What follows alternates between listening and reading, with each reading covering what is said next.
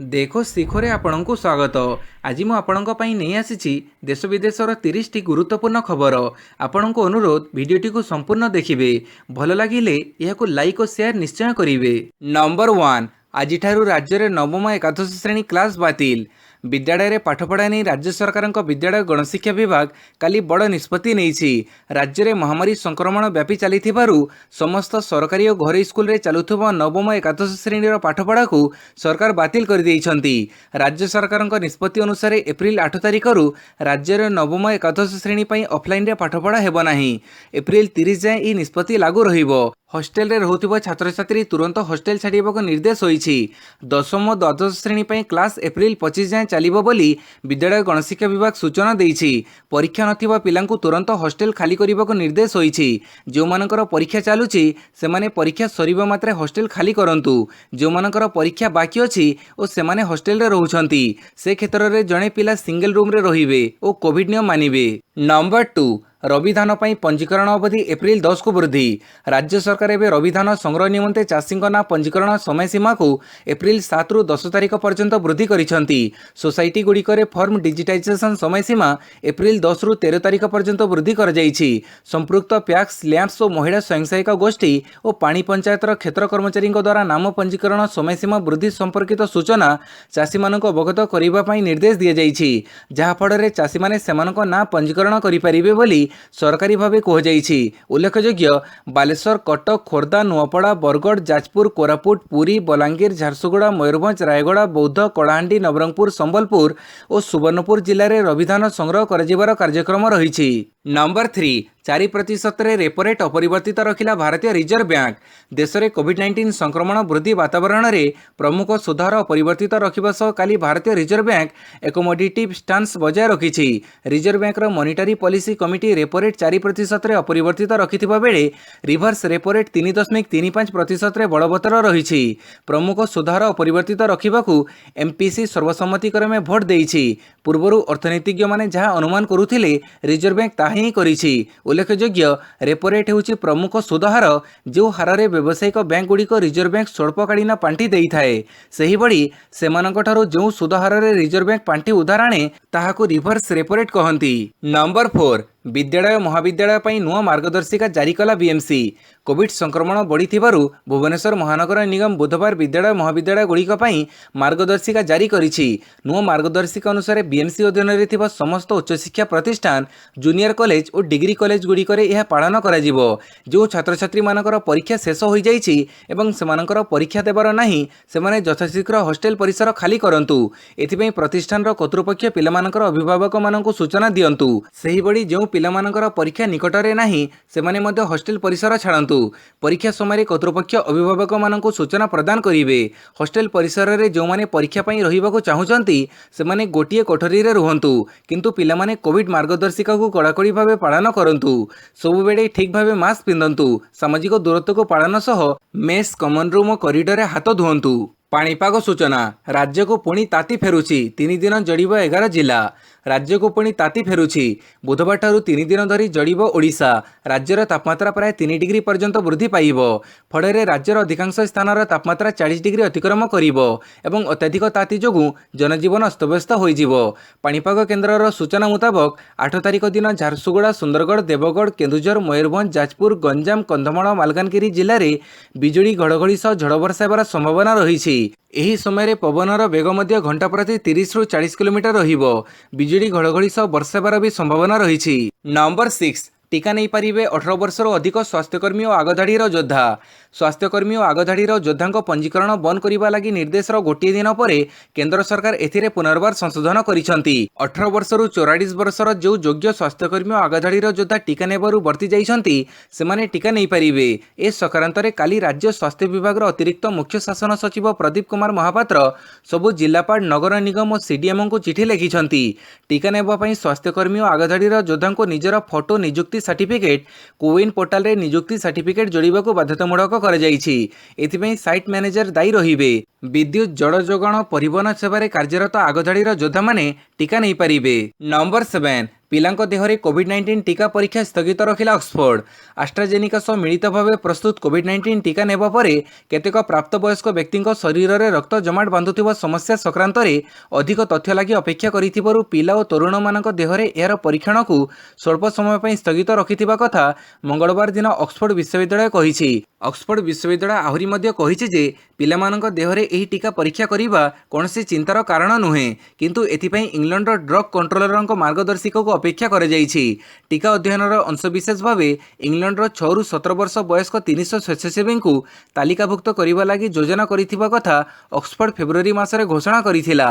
Number 8 ଗତ 24 ଘଣ୍ଟା ମଧ୍ୟରେ ଓଡ଼ିଶାରେ 700 ଟପିଲା ସଂକ୍ରମିତଙ୍କ ସଂଖ୍ୟା। ଗତ 24 ଘଣ୍ଟା ମଧ୍ୟରେ ରାଜ୍ୟରେ 791 ଜଣ ନୂଆ ଆକ୍ରାନ୍ତ ଚିହ୍ନଟ ହୋଇଛନ୍ତି। ସୁନ୍ଦରଗଡ଼ରେ 147, ଖୋର୍ଦ୍ଧାରେ 118, ଅନୁଗୁଳରେ 17, ବାଲେଶ୍ୱରରେ 6, ବରଗଡ଼ରେ 48, ଭଦ୍ରକରେ 10, ବଲାଙ୍ଗୀରରେ 14, କଟକରେ 46, ବୌଦ୍ଧରେ 2, ଢେଙ୍କାନାଳରେ 3 ଓ ଜଗତସିଂହପୁରରେ 9 ଜଣ ଚିହ୍ନଟ ହୋଇଛନ୍ତି।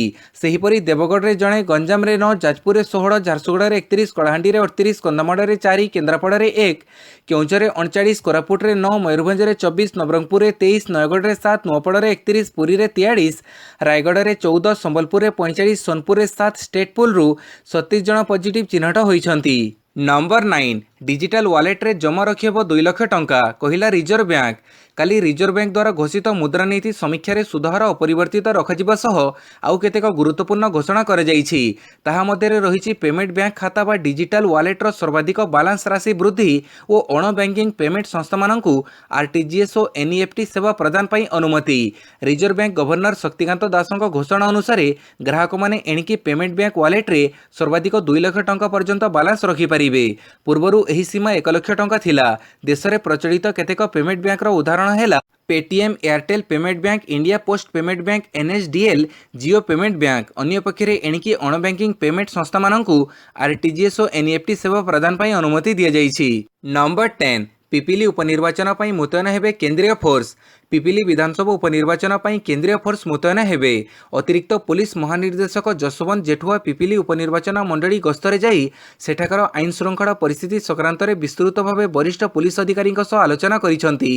ନିର୍ବାଚନକୁ ଅବାଧ, ସ୍ୱଚ୍ଛ, ନିରପେକ୍ଷ ଏବଂ ଶାନ୍ତି ଶୃଙ୍ଖଳାର ସହ ସମାପ୍ତ କରିବା ଉପରେ ସେ ଗୁରୁତ୍ୱ ଦେଇଛନ୍ତି। ନିର୍ବାଚନର ସୁପରିଚାଳନା ନିମନ୍ତେ 18 ପ୍ଲାଟୁନ ଓଏସ୍ଏପି ଫୋର୍ସ ମୁତୟନ କରାଯାଇଛି।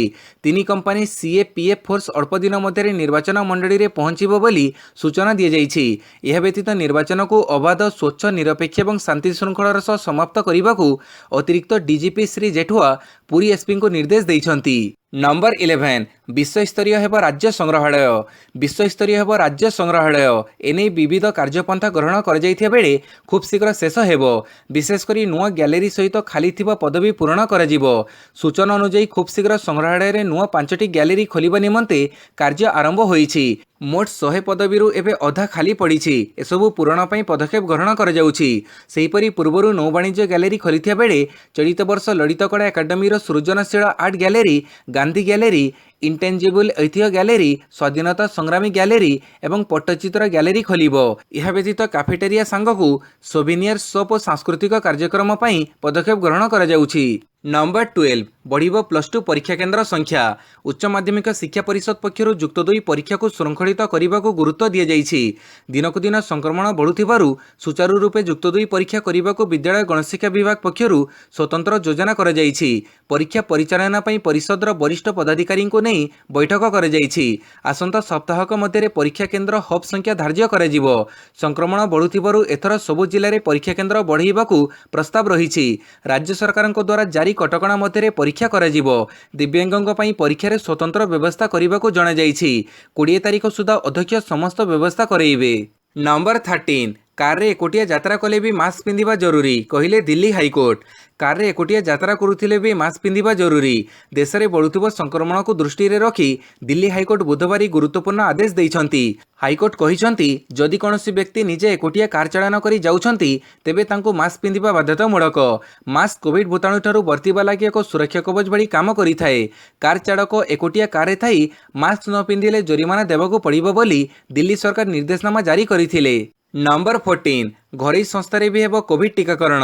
उभय सरकारी और घरोई डाक्तखाना गुड़िक गत जनवरी 16 तारिख ठारू कोविड टीकाकरण जारी थिबा बेले आगामी दिन में घरोई संस्था ऑफिस रे मध्य एही काम कराजिबाकू केंद्र सरकार मन बढ़ाइछंती। एबे घरोई संस्था अथवा कार्यालय मध्य टीकाकरण होई पारिबो। एथिपई केंद्र सरकार अनुमति प्रदान करिथिबा जणा जाईछि। केंद्र स्वास्थ्य सचिव राजेश भूषण एने राज्यगुड़िक एप्रिल 6 तारिख में चिठी लिखिछंती। चिठी से उल्लेख करिछंती जे घरोई संस्थार कर्तृपक्षों टीकादान ପାଇଁ प्रस्तुत रुहंतु। 100 ରୁ ଅଧିକ जन टीका नेबाकू चाहुथिले सरकारक पक्षरु सेठारे टीकाकरण व्यवस्था कराजिबो। नंबर 15 एससीबी रु संपूर्ण हटिबे दलाल। केन्द्रांचल आरडीसी अनिल कुमार सामलଙ୍କ अध्यक्षतार बड़ मेडिकल रु दलाल हटिबा संपर्क में जिलार अधिकारी कटकर 60 ରୁ 70 जन घरोई नर्सिंग होम और डायग्नोस्टिक सेंटर स्वताधिकारी को नहीं एक बैठक अनुष्ठित होईछि। जदि कोनोसी नर्सिंग होम कर्मचारी बा किए दलाल गिरफ होती ताहेले मालिक मानक नारे एतला दिजिबो। नर्सिंग होम सील हेबो और मालिक माने भी बंधा हेबे बोली बैठक में प्रशासन पक्षरु चेतावनी दिया जाइछि। अन्यपटे घरोई नर्सिंग होम और डायग्नोस्टिक कर्मकर्ता माने मध्य अभियोग आनिथिले जे एससीबी रे ठीक भाव में चिकित्सा करा जाउनी और घरोई हस्पिटाल को रोगी स्थानांतर घटना रे सेठिकार डाक्तर कर्मचारी मध्य संपृक्ति रही से संपर्क में अनुधान करा उच्चस्तरीय बैठक बसिबो बोली आरडीसी सूचना देइथिले। नंबर 16 चारि राज्य में भोट शेष। पश्चिमबंग में आउ 5 पर्याय भोट। देश में 4 राज्य में विधानसभा निर्वाचन पर भोट ग्रहण प्रक्रिया सरी। राज्यगुड़िक है केरल, आसाम, तमिलनाडु और केन्द्रशासित अंचल पुडुचेरी। सबुठ गुरुत्वपूर्ण पश्चिमबंग में तृतीय पर्याय भोट ग्रहण शेष होता बेले आउ 5 पर्याय भोट बाकी अच्छी। केरल, तमिलनाडु और केन्द्रशासित अंचल पुडुचेरी रे गोटे पर्याय भोट शेष होईछि। तमिलनाडु रे 234 आसन, केरल रे 140 आसन, पुडुचेरी रे 30 आसन रे गोटे दिन में भोट थिला। आसाम रे चूड़ांत पर्याय 40 आसन रे भोट शेष होईछि। नंबर 17 स्पात दर बढ़िला टन पिछा 5000। एनएमडीसी लुहपथर मूल्य टन पिछा 5000 टंका बढ़ेछि। एक स्पात कंपनी अधिकारी कहवानुजाई हट रोल्ड कोयल मूल्य टन पिछा 4500 रु 5000 टंका पर्यंत बढ़ी। इस्पात मुख्यतः ऑटोमोबाइल, एसी, फ्रिज आदि निर्माण में व्यवहृत होता है। सही बड़ी भित्तिभूमि क्षेत्र में उपयोग होता लंग स्टील मूल्य टन पिछा 3000 टंका पर्यंत वृद्धि घटी। दर वृद्धि पर हट रोल्ड कोयल मूल्य टन पिछा 57600 टंका पहुंची बेले टीएमटी मूल्य टन पिछा 52500 टंका पहुंची जना जाइछि। नंबर 18 राज्य में आहुरी कड़ाकड़ी हेब रात्रिकालीन कर्फ्यू कहले स्वास्थ्य मंत्री।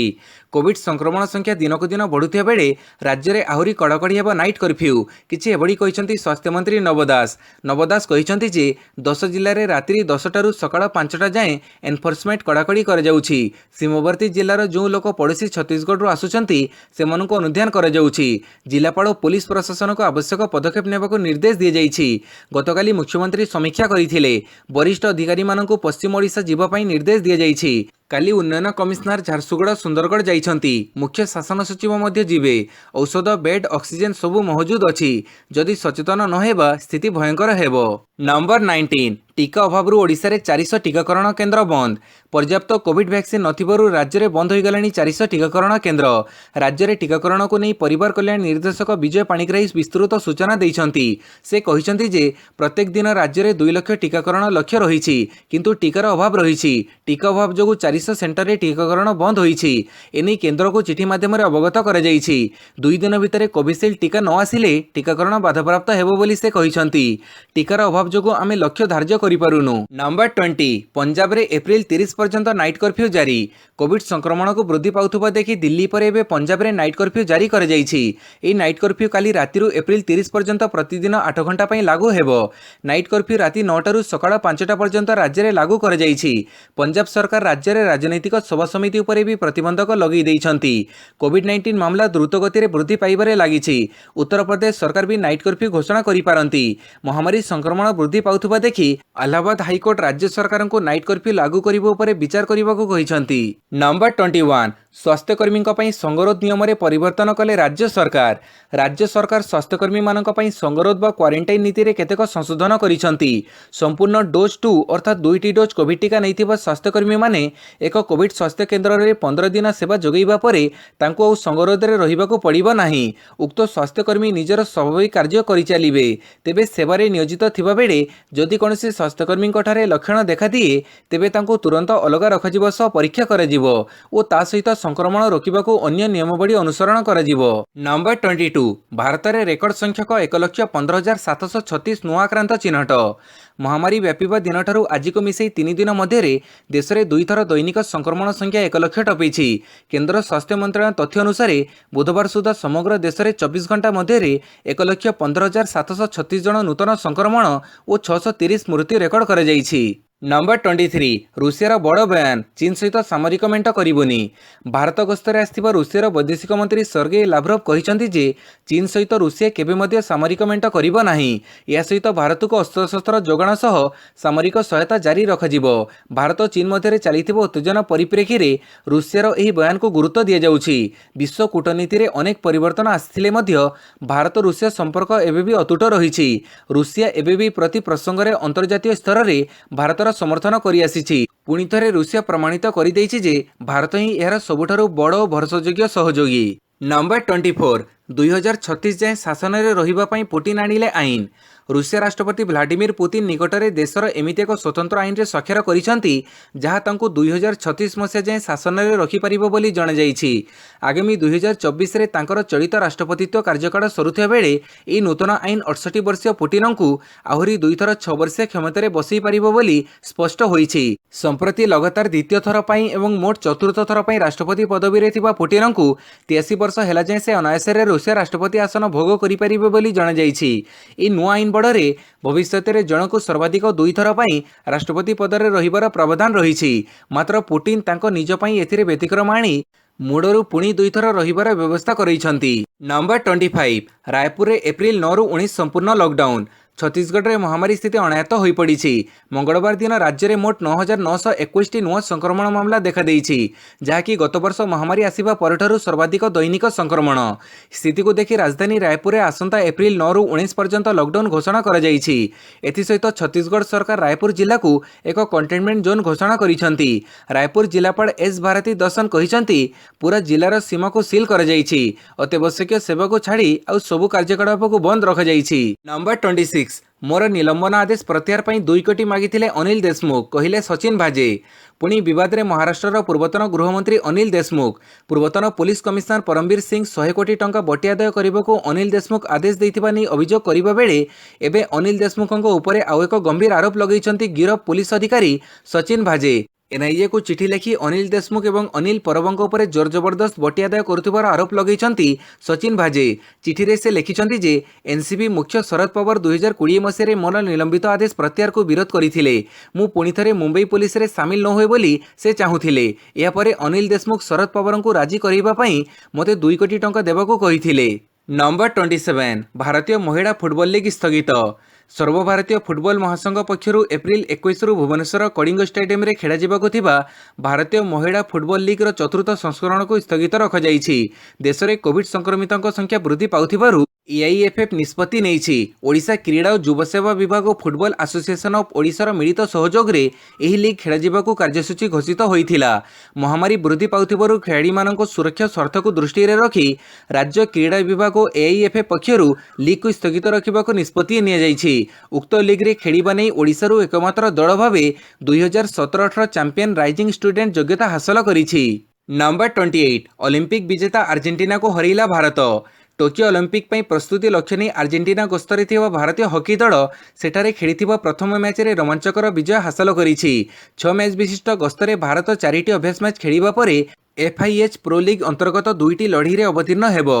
मंगलवार गस्तर प्रथम मुकाबिला रे किंतु भारत चमत्कार ढंग से 4-3 गोल रे ओलंपिक विजेता अर्जेंटीना को परास्त करिछि। एही तीव्र संघर्षपूर्ण मैच रे नीलकंठ शर्मा हरमनप्रीत सिंह गोल बड़े प्रथमार्ध रे 2-0 रे आगुआ रहिथिला भारत। द्वितीयार्ध रे दल आउ 2टी गोल करने को सक्षम होइथिला।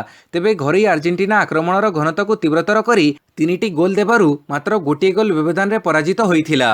नंबर 29 विश्व रिले दौड़कूद दल रे दूती। जातीय रेकर्डधारिणी दूती चांद विश्व दौड़कूद रिले प्रतियोगितार 4 गुणा 100 मीटर रिले भारतीय दल रे स्थान पाइछंती। ओलंपिक योग्यता पर्याय प्रतियोगिता भावे आयोजित यह इवेंट मे 1 और 2 तारिख में पोलैंड रे अनुष्ठित हेबो। श्रेष्ठ 8 दल टोकियो ओलंपिक 2021 पे योग्यता अर्जन करिबार थिबारु दूती एठारु सुजोग हातेइबा संभावना रहिछि। गत मासरे फेडरेशन कप रे दूती को 100 मीटर फाइनल रे परास्त करिथिबा एस धनलक्ष्मी मध्य भारतीय 4 गुणा 100 मीटर दल रे रहिछंती। अन्यतम तारका धाविका हिमा दासଙ୍କ सह अर्चना सुश्रीन्द्रन हिमाश्री रॉय एवं धनेश्वरी मध्य ଏହି ଦଳରେ ସ୍ଥାନ ପାଇଛନ୍ତି। ଭାରତ ଏହି ପ୍ରତିଯୋଗିତାରେ ଉଭୟ ପୁରୁଷ ଓ ମହିଳା 4 ଗୁଣା 400 ମିଟର ରିଲେ ଦୌଡ଼କୁ ଭାଗ ନେବାର ସୁଯୋଗ ଦେଇଛି। ନମ୍ବର 30 ବିପଦରେ ବିରାଟଙ୍କ ଶୀର୍ଷ ସ୍ଥାନ। ପାକିସ୍ତାନୀ ବ୍ୟାଟ୍ସମ୍ୟାନ୍ ଫକର ଜମଙ୍କ 193 ରନ୍ର ବଡ଼ ଇନିଂସ। ଦିନିକିଆ ର୍ୟାଙ୍କିଂରେ ଏକାଥରକେ 7ଟି ସ୍ଥାନ ଉପରକୁ ଆସି 12 ନମ୍ବର ସ୍ଥାନରେ ପହଞ୍ଚିଥିଲେ ଫକର। ଆଇସିସି ପକ୍ଷରୁ ଜାରି କରାଯାଇଥିବା ତାଜା ର୍ୟାଙ୍କିଂରୁ ଏହା ସ୍ପଷ୍ଟ ହୋଇଛି ଦିନିକିଆରେ ଚେଜ୍ କରୁଥିବା ବେଳେ କୌଣସି ବ୍ୟାଟ୍ସମ୍ୟାନଙ୍କ ସ୍କୋର ମଧ୍ୟରୁ 193 ରନ୍ ହେଉଛି ସର୍ବାଧିକ। ଅନ୍ୟପଟେ ଦିନିକିଆ ର୍ୟାଙ୍କିଂର 2 ନମ୍ବର ସ୍ଥାନରେ ପହଞ୍ଚିଛନ୍ତି ବାବର ଆଜମ। ଆଉ ଏହି ର୍ୟାଙ୍କିଂର ପ୍ରଥମ ସ୍ଥାନରେ ରହିଛନ୍ତି ବିରାଟ କୋହଲି। ହେଲେ ସବୁଠାରୁ ବଡ଼ କଥା ହେଲା ବିରାଟ କୋହଲି ଓ ବାବରଙ୍କ ମଧ୍ୟରେ ମାତ୍ର 5 ପଏଣ୍ଟର ଅନ୍ତର ରହିଛି। ବାବର 852 ପଏଣ୍ଟ ପାଇ 2 ନମ୍ବର ସ୍ଥାନରେ ରହିଥିବା ବେଳେ ବିରାଟ 857 ପଏଣ୍ଟ ପାଇ 1 ନମ୍ବର ସ୍ଥାନରେ ରହିଛନ୍ତି। ତେବେ ର୍ୟାଙ୍କିଂ ତାଲିକାକୁ ଦେଖିଲେ ସ୍ପଷ୍ଟ ଜଣାପଡ଼ୁଛି ଯେ ବିରାଟଙ୍କ 1 ନମ୍ବର ସ୍ଥାନ ଏବେ ବିପଦରେ ରହିଛି। କୌଣସି ମୁହୂର୍ତ୍ତରେ ବି ବିରାଟ 1 ନମ୍ବର ସ୍ଥାନରୁ ଖସି ପାରନ୍ତି। ଶୀର୍ଷ ସ୍ଥାନର ମୁକୁଟ କୌଣସି ମୁହୂର୍ତ୍ତରେ ବି ବିରାଟଙ୍କ ପାଖରୁ ଚାଲିଯାଇପାରେ। ଭିଡ଼ିଓଟିକୁ ସମ୍ପୂର୍ଣ୍ଣ ଦେଖିଥିବାରୁ ବହୁତ ବହୁତ ଧନ୍ୟବାଦ।